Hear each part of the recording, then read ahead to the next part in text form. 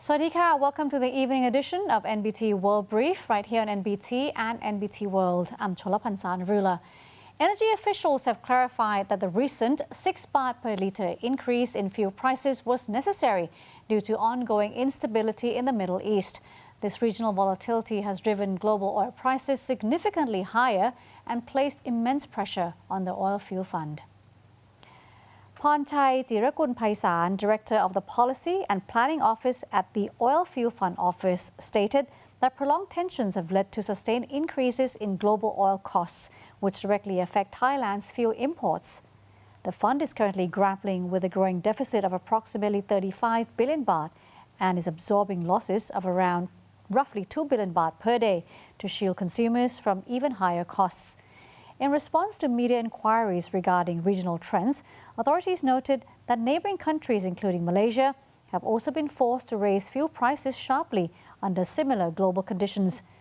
Despite the recent domestic adjustment, officials pointed out that fuel prices in Thailand remain comparatively lower than those in several nearby markets due to the government's continued use of the fund to subsidize essential energy products. The Oil Fuel Fund will continue to provide targeted support for key fuel types, especially diesel and specific gasohol blends, to limit the broader impact on the national economy and household expenses.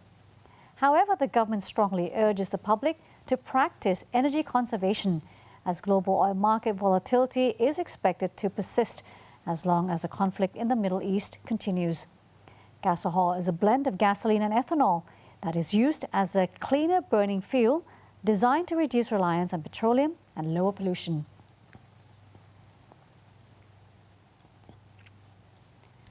The Ministry of Commerce is intensifying price controls on 59 essential goods following the energy crisis sparked by Middle East tensions. Minister of Commerce Supaji Suthampan has ordered a close review of all items on the controlled goods list. The objective is to ensure that both the quantity and selling prices of these goods remain appropriate and fair for the public. The committee has already approved enhanced regulatory measures for several products, with new regulations expected to be signed and enforced within this week. Authorities are also studying additional essential items that may be affected by the crisis in the near future. These findings will be presented to the Cabinet for approval before any further legal enforcement is enacted. The Department of Internal Trade continues to monitor market mechanisms to prevent unjustified price hikes. While the government relies on cooperation from producers and retailers, it is prepared to increase legal enforcement to prevent hoarding and excessive pricing. The public is encouraged to report any instances of hoarding or unfair pricing to the authorities. Reports can be made through the 1569 hotline in Bangkok or through provincial government offices in other regions. Officials will conduct immediate inspections and take legal action against violators to maintain market stability.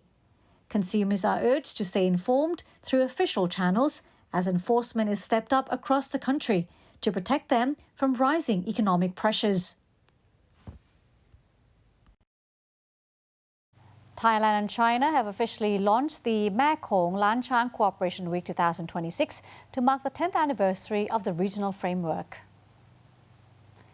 The Ministry of Foreign Affairs and the Embassy of the People's Republic of China jointly organized the event to strengthen partnerships and drive development across the sub-region. Deputy Permanent Secretary for Foreign Affairs Chetapan Mak Sampan and Chinese Ambassador Zhang Jianwei presided over the opening ceremony on March 26. The leaders highlighted a decade of collaboration among the 6 member nations, which are China, Laos, Myanmar, Vietnam, Cambodia and Thailand. Over the past 10 years, Thailand has emerged as a key driver of the initiative, securing funding for 112 projects under the Mekong Lan Chang Special Fund. In 2025 alone, 19 additional projects were approved, focusing on critical areas such as science, technology, water resource management, and climate change mitigation. These projects are designed to deliver practical and measurable benefits to the regional population.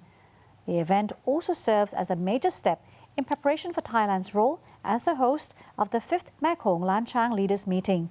By bringing together policymakers, academics, and the younger generation, MLC Week 2026 aims to chart a future direction that reinforces strategic ties and ensures long-term improvements in the quality of life across the entire Mekong sub-region. A joint delegation from the United Nations Development Programme and the European Union visited NARATHIWAT earlier today to strengthen cooperation on sustainable development. The mission led by the UNDP Thailand representative, Niam Collier-Smith, aims to explore opportunities to expand community-based tourism under the SDG Localization Phase 2 initiative. Local government heads joined the discussions to highlight a coordinated approach to long-term provincial growth. During a tram tour of the historic Old Town, the delegation explored cultural landmarks, including the Papla Royal Pavilion and the Thar Phaya Sai Dam.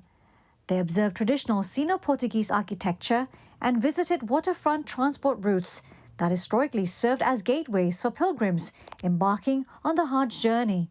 The tour also showcased local economic resilience through the production of kerupo, or traditional fish crackers, which remains a vital community trade. The delegation also visited the Kala Tape area to inspect a halfway house supporting community social welfare and the preservation of Kala boat craftsmanship. These initiatives reinforce the link between tourism, cultural preservation, and social sustainability in the province. This mission underscores growing international support for NARATHIWAT as it integrates its unique cultural identity with development strategies to generate income and elevate its profile on the global tourism map. The UNDP Thailand representative identified NARATHIWAT as a high-potential destination for international travelers due to its rich cultural heritage and strong collaboration between public institutions and local communities. NARATHIWAT is a province here in the south of Thailand that is rich with opportunities, both in sustainable tourism, but also in economic livelihood opportunities as well. I've been so impressed both with the sense of community and leadership that we've been privileged to be part of here today. The combination of the cooperation between the local government, with the Ministry of the Interior and the Governor's Office, with the local communities here and down by the waterfront. We've met with the boat builders and had the opportunity to hopefully put our names on a boat that will last for a time to come. For me, that's an experience that not only talks about the importance of collaboration with international partners, including on sustainable development goals, but also as a foreigner, that this is a wonderful place to come to as a tourist. And that wraps up our evening edition of NBT World Brief. Stay updated with the latest developments right here on NBT and NBT World. Now, for more stories, simply scan the QR code on your screen to access our full coverage across all media platforms. I'm Cholapansana Narula. Swadee ka.